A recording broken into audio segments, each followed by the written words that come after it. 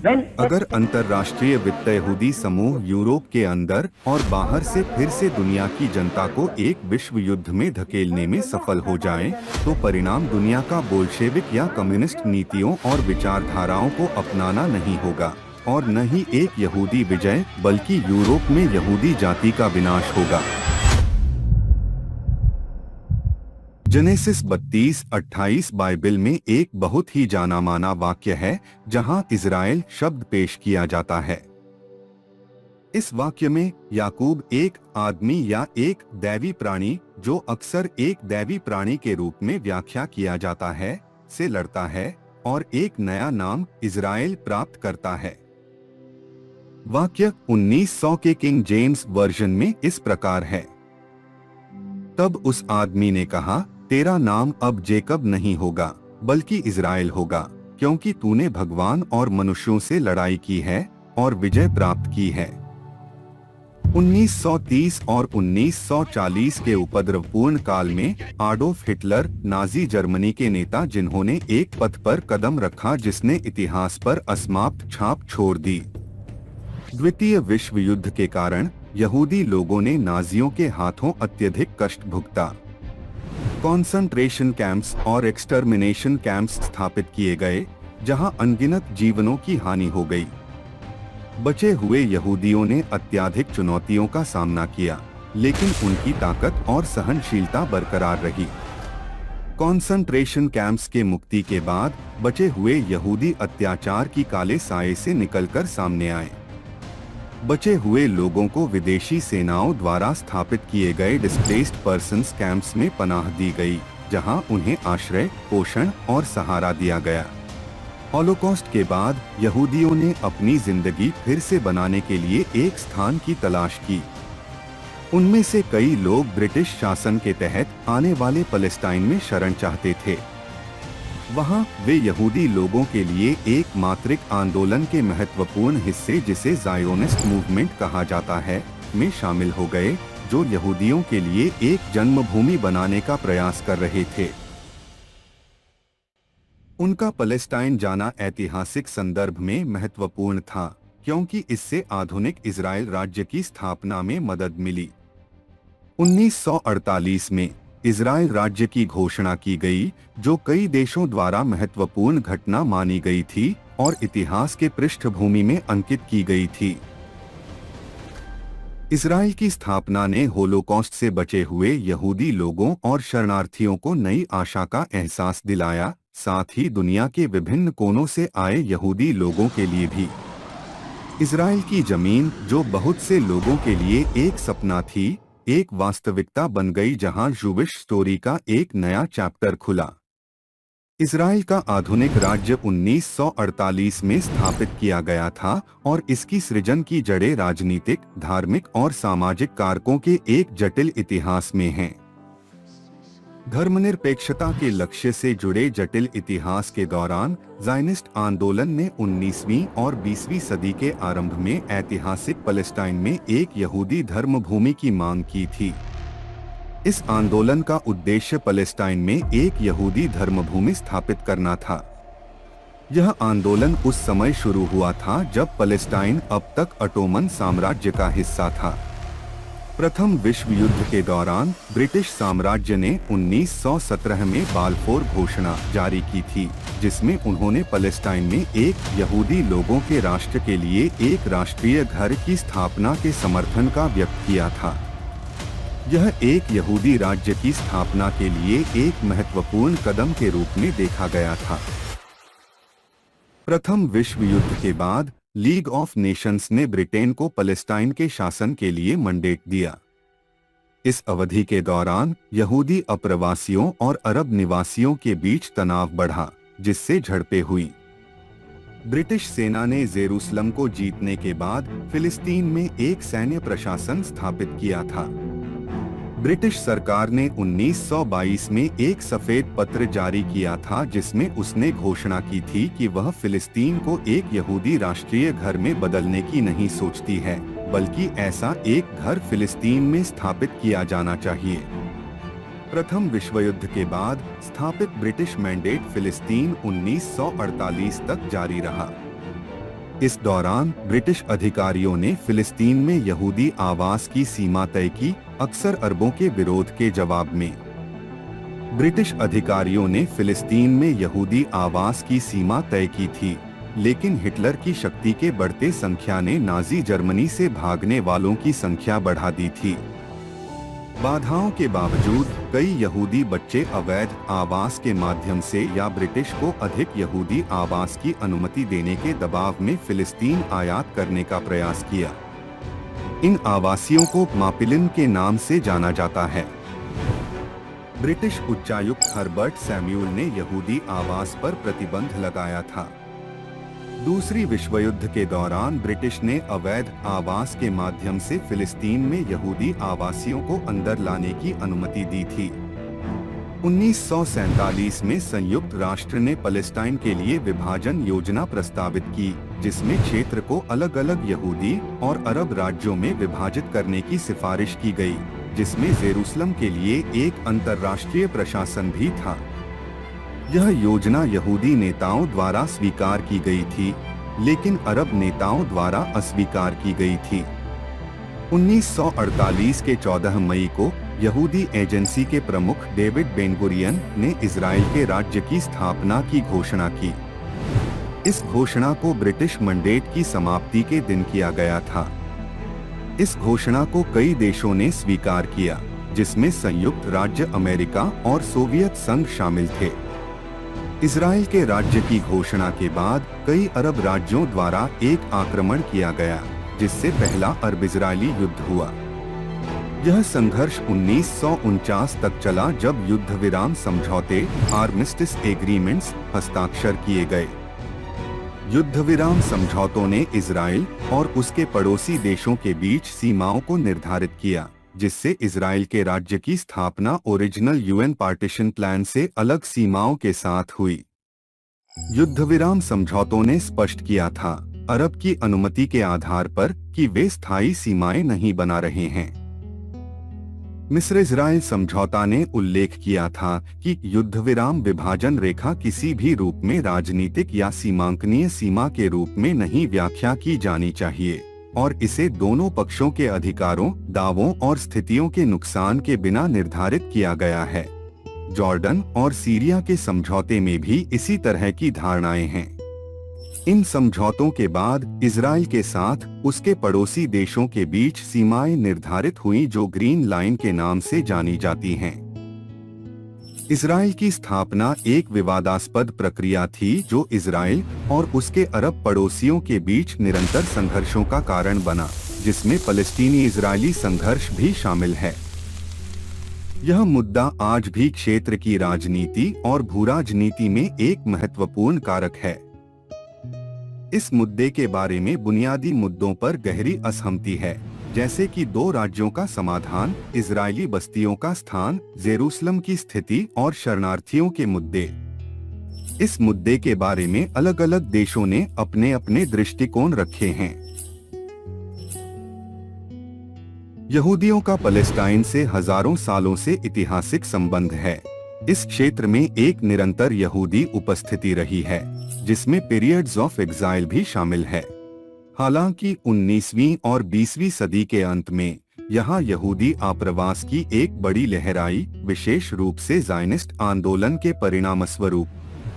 ये यहूदी आप्रवासी विभिन्न देशों से आए थे, जिनमें यूरोप, उत्तर अमेरिका और मिडिल ईस्ट शामिल थे, जो एक यहूदी देश की स्थापना करने की तलाश में थे। अरब फलस्तीनियों का क्षेत्र में सदियों से रहना हुआ है और वे मूल निवासी हैं।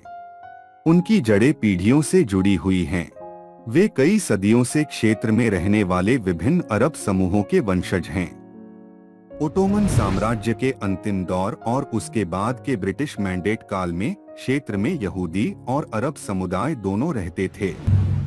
ब्रिटिश मैंडेट ने जूविश इमिग्रेशन को सुविधाजनक बनाया, जिससे यहूदी और अरब समुदायों के बीच टकराव हुआ।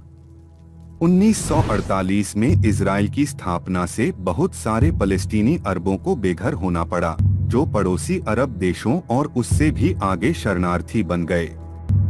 इन शरणार्थियों में से कई अभी भी शरणार्थी शिविरों में रहते हैं मुख्य रूप से West Bank, Gaza strip, Jordan, Lebanon, Syria और पश्चिमी तटवर्ती यहूदी राज्य में। शरणार्थियों की संख्या लगभग 6 मिलियन है, जो पश्चिमी तटवर्ती Jordan, Lebanon, Syria, Gaza strip और पश्चिमी तटवर्ती यहूदी राज्य में रहते हैं।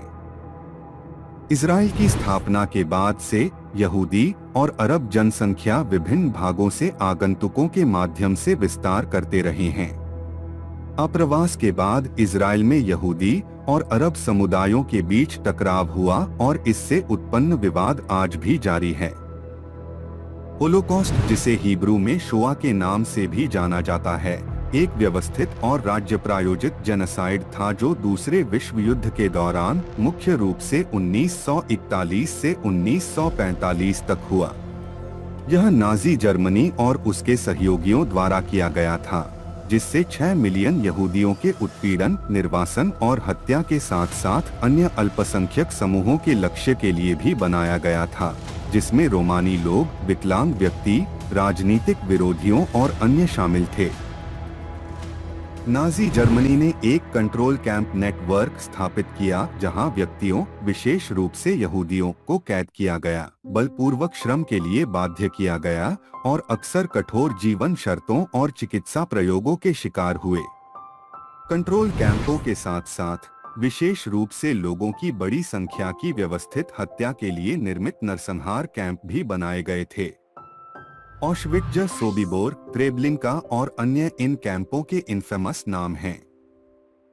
पूर्वी यूरोप में, विशेष रूप से जर्मन शासन के अधीन क्षेत्रों में, जिन्हें आइंसाट्सग्रपन कहा जाता था, मोबाइल किलिंग यूनिट द्वारा यहूदियों की बड़ी संख्या की हत्या की गई। आइंसाट्सग्रपन नाजी सुरक्षा बलों और एसडी के विशेष इकाइयों थे, जिन्हें सीमा के तुरंत पीछे सुरक्षा उपायों को कार्यान्वित करने के लिए नियुक्त किया गया था। लाखों यहूदियों को उनके घरों से एकत्रित करके कैंपों या दूरस्थ क्षेत्रों में निर्वासित किया गया था, अक्सर पुनर्वास के नाम से। वास्तव में ये निर्वासन अक्सर कैंपों में मौत या बड़ी संख्या में फांसी के माध्यम से समाप्त होते थे। इन निर्वासनों में अक्सर रीसेटलमेंट के नाम से जाना जाता था। यहूदियों और अन्य निशाने पर लगे समूहों को अत्यधिक भेदभाव, अधिकारों का हानि, बलपूर्वक पहचान, जैसे कि पीले रंग के डेविड के सितारे वाले बैज पहनना, और हिंसा का सामना करना पड़ा। न्यूरेमबर्ग कानून नाजी द्वारा 1935 में बनाए गए एक जातिवादी और विरोधात्मक कानून का एक सेट था जो यहूदियों के खिलाफ भेदभाव को वैध करता था और उनकी उत्पीड़न के लिए कानूनी आधार रखता था। होलोकॉस्ट मानव इतिहास के सबसे घोर जनसंहारों में से एक के रूप में खड़ा है। यह यहूदी लोगों, यहूदी संस्कृति और मानवाधिकारों की समझ और अनियंत्रित घृणा और पूर्वाग्रह के परिणामों के बारे में दुनिया को गहरी और दीर्घकालिक प्रभाव डाला। होलोकॉस्ट स्मरण अत्यंत महत्वपूर्ण है ताकि ऐसी एक दुर्घटना कभी भूली न जाए और इसके सबकों का उपयोग भविष्य में इसी तरह की अत्याचारों से रोकने के लिए किया जाए। होलोकॉस्ट नाजी जर्मन शासन की एक पहल थी जो जर्मन और एक्सिस नियंत्रित यूरोप के बड़े हिस्सों में हुई थी और होलोकॉस्ट के दौरान लगभग 60 लाख यूरोपीय यहूदी मारे गए थे। नाजी अधिनियम के नेता अडोल्फ हिटलर थे, जो 1933 से 1945 तक जर्मनी के चांसलर के रूप में सेवा करते थे। 1934 में राष्ट्रपति पॉल वॉन हिंडेनबर्ग की मृत्यु के बाद हिटलर ने चांसलर और राष्ट्रपति के पदों को जोड़ दिया, जिससे उन्हें राज्य के भी नेता बना दिया गया। वह फुहरेर एंड रीक्सकैंसलर, नेता और चांसलर बन गए थे और नाजी शासन के भीतर विशाल शक्ति थी। नाजी शासन के अंदर कुंजी व्यक्तित्वों में Heinrich Himmler, Joseph Goebbels, Hermann Goring और हेनरिक हेड्रिच जैसे व्यक्तियों शामिल थे, जो नाजी सरकार में विभिन्न पदों पर अधिकार रखते थे। इन व्यक्तियों की जिम्मेदारी नाजी नीतियों के विभिन्न पहलुओं, जैसे होलोकॉस्ट और अन्य मानवता के खिलाफ अपराधों को लागू करने और निगरानी करने के लिए थी। हिम्मलर जून 1936 तक वह एक एकीकृत राष्ट्रीय पुलिस गेस्टापो का प्रमुख बन गया था, जबकि एसएस के प्रमुख भी रहा। इससे उसे जर्मनी के समझौते के विरोधियों विशेष रूप से यहूदियों के खिलाफ अभियान का नेतृत्व करने के लिए एक अद्वितीय स्थिति मिल गई। फ्रेडरिच जून 1942 के अपने हत्यारे तक हिम्मलर के सहायक या उपनेता कुछ बहुत महत्वपूर्ण भूमिकाओं में खेले थे। गोरिंग एक लंबे समय तक नाजी था। गोरिंग ने रेगिस्तानी एसएस और जर्मन वायुसेना के प्रमुख के रूप में कई पद रखे थे। गोबेल्स एक अधिकृत नाजी था। गोबेल्स नाजी जर्मनी के लिए जनसंचार और प्रचार के लिए जिम्मेदार थे। नाजी सरकार के अंदर शीर्ष अधिकारियों ने हिटलर की रिपोर्ट की गवाही दी और उनकी नीतियों का पालन किया, लेकिन उनके पास बड़ी स्वतंत्रता थी। नाजी नीतियों के अंतिम लक्ष्यों को लागू करने के लिए अधिकारियों को फ्यूरर के प्रति काम करना था। हिटलर ने अक्सर निर्णय लेने से बचा, स्पष्ट उपस्थिति से बचा और अधिकारियों को एक दूसरे के साथ प्रतिस्पर्धा करने दिया, खासकर युद्ध से पहले वर्षों में। 1944 और 1945 में सोवियत रेड आर्मी और पश्चिमी सहयोगी समेत मित्र वर्ग ने यूरोप में कॉन्सेंट्रेशन एंड एक्सटर्मिनेशन कैंप्स को मुक्त किया। ये मुक्तियां कंजीक्रेट शिविरों में यहूदियों की बड़ी संख्या की हत्या को खत्म कर देती थीं, लेकिन इनसे होलोकॉस्ट की भयावह व्यापकता का भी पता चलता था। सर्वाइवर्स बहुत खराब स्वास्थ्य में थे और अधिकांश उनमें भयावहता थी। जब सोवियत सेना पूर्व से आगे बढ़ती थी, तब नाजी लोगों को फ्रंट से दूर और जर्मनी के अंदर ले जाते थे। इन कैंपों से कुछ कैंपों से ट्रेन से लोगों को ले जाया गया था, लेकिन अधिकांश लोगों को सैकड़ों मील दूर फोर्स मार्च कराया गया था, जो कभी कभी ठंड में और सही वस्त्र या जूते के बिना होते थे। इन फोर्स मार्चों के दौरान, जो कभी कभी हफ्तों तक चलते थे, लाखों लोग ठंड या भूख से मर गए थे या इसलिए गोली मार दी गई थी क्योंकि वे कदम नहीं रख पा रहे थे।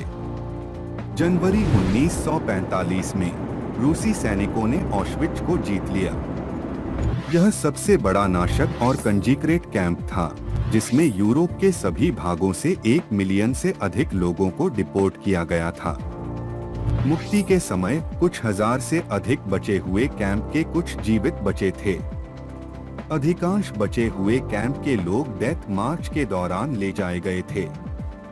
ब्रिटिश फोर्सेज ने उत्तरी जर्मनी में कंजीक्रेट कैंपों को मुक्त किया, जिसमें न्यूएंग में और बर्गन-बेल्सेन शामिल थे। वे बर्गन-बेल्सेन कैंप में मध्य अप्रैल 1945 में पहुंचे थे। एक टाइफस महामारी के कारण अधिकांश लोग जीवित नहीं रहे थे। उनमें से अधिकांश लोग मुक्ति के कुछ हफ्तों के भीतर भूख या बीमारी के प्रभाव से मर गए थे। होलोकॉस्ट के दौरान कई यहूदी सर्वाइवर्स ने अपने घर, परिवार और समुदायों को खो दिया था। इस परिणामस्वरूप यूरोप से एक बड़ी यहूदी विस्थापित व्यक्तियों की लहर थी जो विदेश जाने की तलाश में थी। कुछ लोग उन देशों में विदेश जाने के लिए चुनाव करते थे जहां उनके पास परिवार या स्थापित यहूदी समुदाय थे, जबकि दूसरे देशों में जाते थे जो यहूदी शरणार्थियों को स्वीकार कर रहे थे। बहुत से सर्वाइवर्स विदेश जाने की इच्छा रखते थे और एक नई जिंदगी शुरू करना चाहते थे। अधिकांश के लिए यह नई जिंदगी या तो फिलिस्तीन या अमेरिका में थी।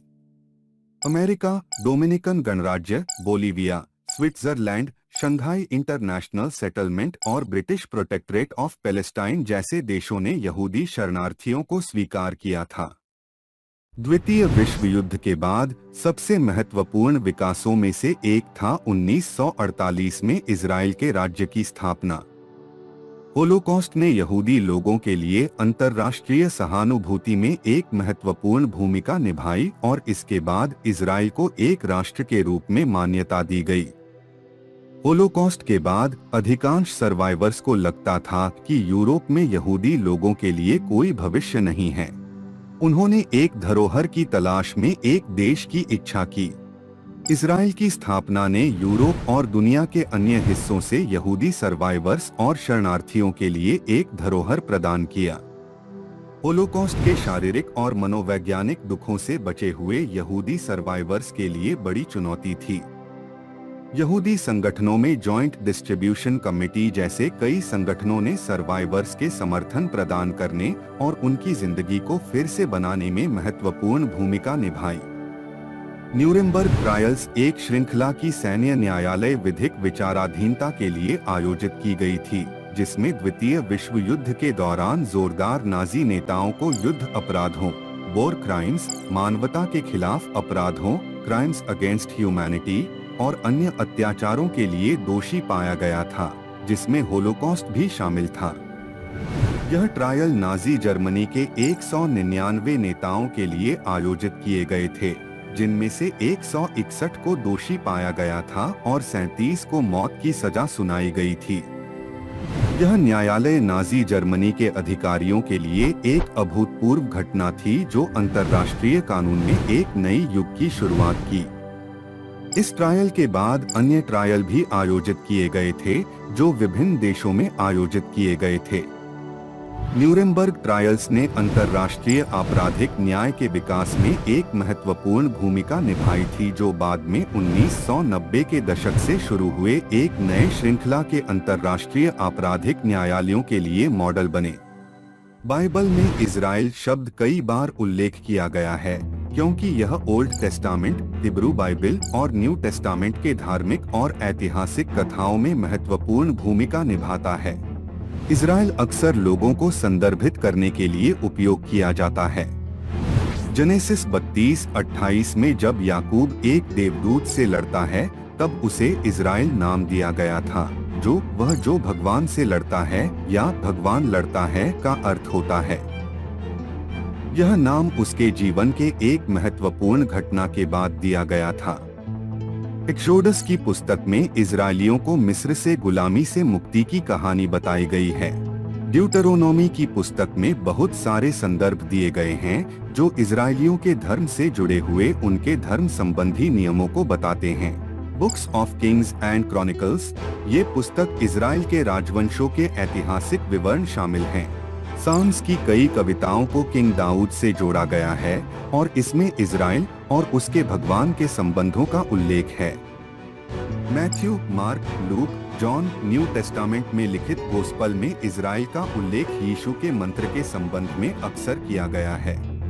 ये कुछ उदाहरण हैं और बाइबल के विभिन्न पुस्तकों और अनुच्छेदों में इजराइल शब्द का उल्लेख किया गया है। इजराइल की अवधारणा यहूदी और ईसाई धर्म दोनों के लिए महत्वपूर्ण है और इसमें हर धर्म के अलग अलग धार्मिक और ऐतिहासिक अर्थ होते हैं।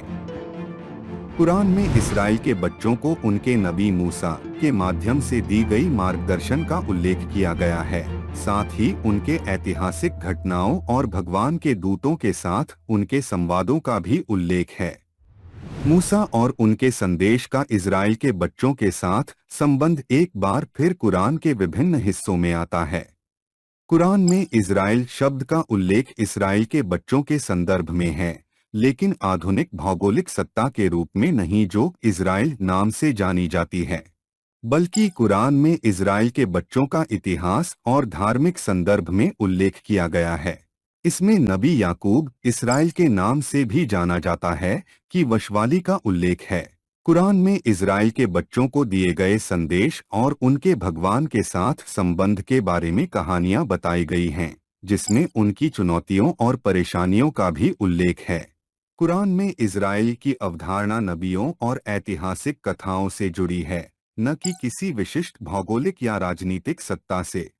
कुरान में इजराइल के बच्चों के संदर्भ को अक्सर दिव्य मार्गदर्शन के प्राप्तकर्ताओं के रूप में उल्लेख किया जाता है और उनके उस मार्गदर्शन के पालन या अनुपालन से जुड़ा होता है।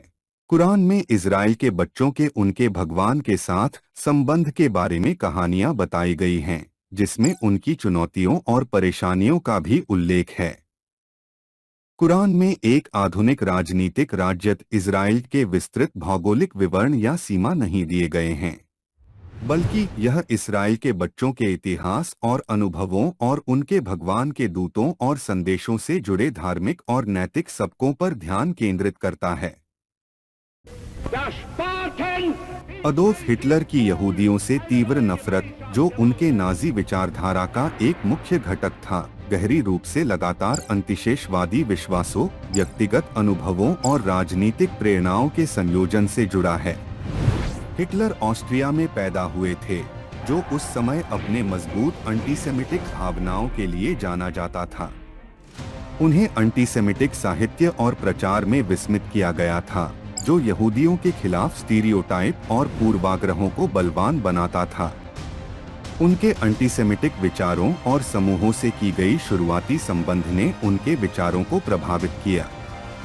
वियना में रहते समय 1907 से 1913 तक हिटलर ने अपने एंटीसेमिटिक दृष्टिकोण का विकास किया। पहले विश्व युद्ध के दौरान 1914 से 1918 तक हिटलर जर्मन सेना में एक सैनिक थे। जर्मन सेना कमांड ने फैलाया कि सेना युद्ध क्षेत्र में नहीं हारी थी, बल्कि उन्हें धोखा दिया गया था। हिटलर ने इस मिथक को मान लिया था और उसे अपने एंटीसेमिटिक विचारों के लिए उपयोग किया था। हिटलर और नाजी पार्टी ने पहले विश्व युद्ध और ट्रीटी ऑफ वर्साय के बाद जर्मनी की आर्थिक और राजनीतिक समस्याओं के लिए निशानेबाज तलाशा। वे यहूदियों को इन समस्याओं के लिए दोष देते थे और उन्हें जर्मन लोगों के हितों के खिलाफ काम करने वाले एक दुष्ट और शक्तिशाली बल के रूप में चित्रित करते थे। हिटलर और नाजी नेतृत्व ने विभिन्न साजिश थियोरियों में विश्व को नियंत्रित करने के लिए यहूदियों को शामिल दिखाया। वे वित्त, मीडिया और अंतर्राष्ट्रीय राजनीति में यहूदियों के शासन का विश्वास रखते थे, जिसे वे एक आर्यन व्हाइट लोगों के लिए खतरा मानते थे। हिटलर ने अपने जीवन में व्यक्तिगत असफलताओं और कठिनाइयों का सामना किया, जिसमें उनकी वियना में कलाकार के रूप में असफल करियर और पहले विश्व युद्ध में सेवा शामिल थी। वे अपनी असफलताओं का कुछ हिस्सा यहूदी साजिशों के विचारों को अपनाकर उन्हें अपनी बदकिस्मती का दोष देने की कोशिश कर सकते हैं। यहूदियों को निशानेबाज बनाना और एंटीसेमिटिज्म को बढ़ावा देना नाजी पार्टी के लिए एक रणनीतिक कदम था। इससे उन्हें उन लोगों के समर्थन को जुटाने में मदद मिली जो इन विचारों को साझा करते थे और पार्टी को शक्ति को संयोजित करने की अनुमति मिली। हिटलर की रिजिड रेशियल हायरार्की में विश्वास, जिसमें आर्यन को शीर्ष पर और यहूदियों को नीचे रखा गया था, उनकी यहूदियों से नफरत में एक महत्वपूर्ण भूमिका निभाई। वे यहूदियों को जातिगत रूप से निम्नतम और आर्यन जाति की शुद्धता के लिए एक खतरा मानते थे। हिटलर की यूजेनिक्स और रेशियल प्योरिटी के विचार से उनकी दीवानगी ने होलोकॉस्ट या फाइनल सॉल्यूशन के विकास और जेनोसाइडल योजना का उद्देश्य यहूदी लोगों और अन्य अवांछनीय लोगों के व्यवस्थित नाश का था। हिटलर की एकाधिकार शासन बनाने की इच्छा ने उन्हें यह सुनिश्चित करने के लिए जरूरत महसूस कराई कि किसी भी विरोध को दबाया जाए, जिसमें यहूदी शामिल थे। एंटीसेमिटिज्म इस लक्ष्य को हासिल करने के लिए एक उपकरण था। हिटलर के एंटीसेमिटिक विचार उनके अलग नहीं थे, क्योंकि यूरोप और दुनिया के अन्य हिस्सों में एंटीसेमिटिज्म का एक लंबा इतिहास था। हालांकि उनके नेतृत्व और नाजी शासन की शक्ति ने इन विचारों को अत्यंत और तबाही भरे स्तर तक ले जाने की अनुमति दी, जिससे होलोकॉस्ट और लाखों निर्दोष लोगों के उत्पीड़न का नतीजा हुआ। यह एक विस्तृत विषय है जो नाजी शासन के दौरान होलोकॉस्ट से बचे हुए यहूदी लोगों के अनुभवों के बारे में है। इन लोगों को अपनी जिंदगी को दोबारा बनाने के चुनौतियों का सामना करना पड़ा था, जो होलोकॉस्ट के दुख के बाद एक नए देश की स्थापना करने और क्षेत्र में अरब आबादी के साथ चल रहे टकरावों का सामना करने के साथ थे।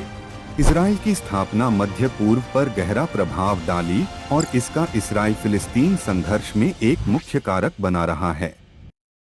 बाइबल में वर्णित वाद के अनुसार वाद की भूमि धार्मिक विश्वास है और यह एक आधुनिक कानूनी या राजनीतिक दस्तावेज नहीं है।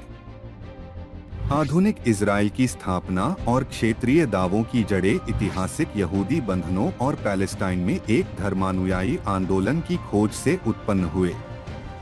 यह आंदोलन 19वीं और 20वीं सदी के आखिरी दशक में गति पकड़ा। इजराइल की स्थापना ने फिलिस्तीनी अरबों को बड़े पैमाने पर बेघर कर दिया, जो शरणार्थी बन गए। बहुत से लोग अपने मूल घरों में वापस नहीं जा सके और इसराइल फिलिस्तीन संघर्ष में एक मुख्य मुद्दा बने रहे हैं। अंतर्राष्ट्रीय कूटनीति, विभिन्न शांति पहलों और वाद विवादों का उद्देश्य विपक्षी दावों का समाधान करना और संघर्ष का एक शांतिपूर्ण समाधान खोजना था। दो राज्य समाधान, जो अलग अलग इजरायली और फिलिस्तीनी राज्यों की विचारधारा है, एक आम प्रस्तावित ढांचा रहा है, हालांकि इसे कई चुनौतियों का सामना करना पड़ा है। आप क्षेत्र के जटिल इतिहास और चल रहे इसराइल फिलिस्तीन संघर्ष को कैसे देखते हैं? आपके अंतर्दृष्टि और राय इन महत्वपूर्ण और अक्सर विवादास्पद मुद्दों के बेहतर समझ के लिए मूल्यवान हैं। कृपया अपने विचार कमेंट सेक्शन में जरूर बताएं।